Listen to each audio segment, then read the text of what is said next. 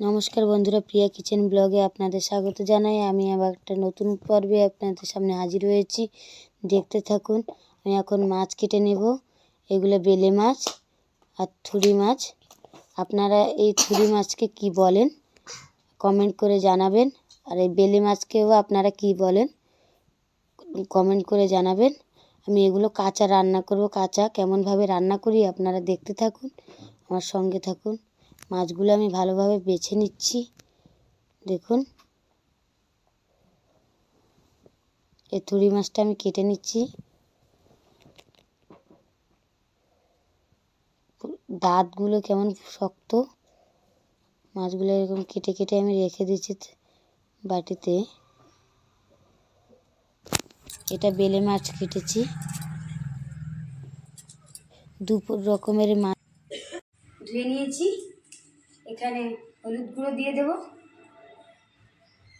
তারপরে গুঁড়ো মশলার মধ্যে আমার রয়েছে সর্ষে, জিরে আর শুকনো লঙ্কা বাটা, আদা একটু আর রসুন দিয়ে আমি ভালো করে বেটে নিয়েছি হাতে মশলা।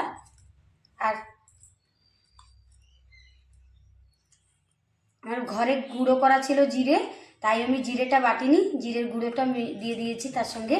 আর কাঁচা পেঁয়াজ কুচিটা আমি দিয়ে দিচ্ছি। সব আজকে আমি কাঁচা মশলায় রান্না করব। তারপরে কাঁচা তেল দিয়ে দিলাম। এবার আমি নুন দিব।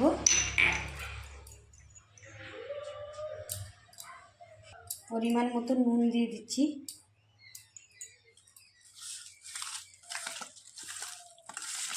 দেখুন,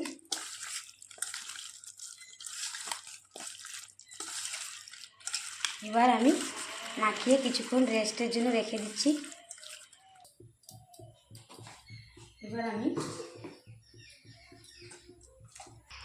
এবার আলুগুলো দিয়ে দিচ্ছি সেই মাছের মধ্যে।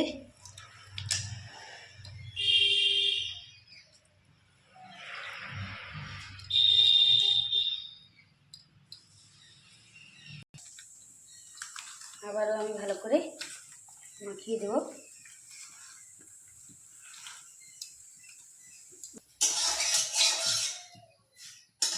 এবার আমি একটু সামান্য তেল দেব। এই রান্নাটা খুব কম তেলে হয়ে যায়। মাছ ভাজা ধরনের জন্য আমি দিয়ে দিচ্ছি দুটো তেজপাতা,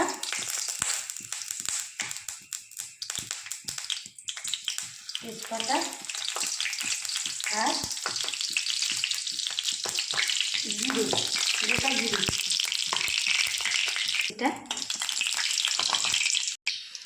এগুলো আমি ঢেলে দেবো আস্তে আস্তে করে।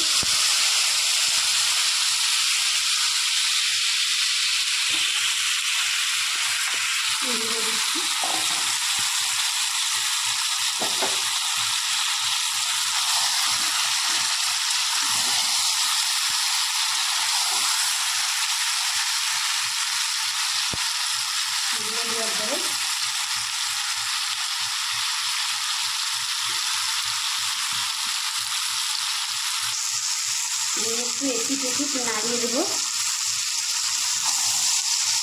এগুলোকে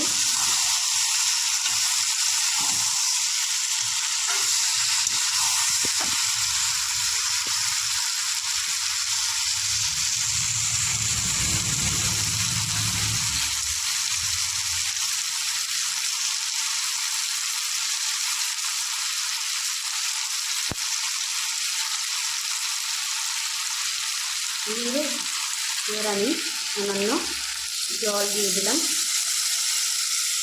এখানে বাটিতে।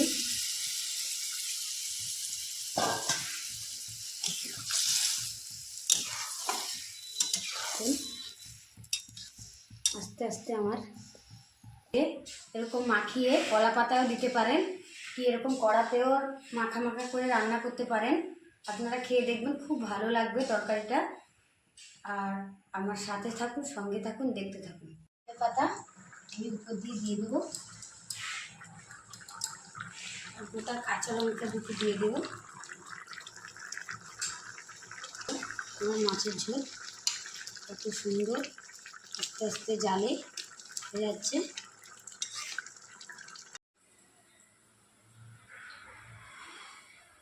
দেখুন মাছের কত সুন্দর কালার হয়েছে। এবার আপনারা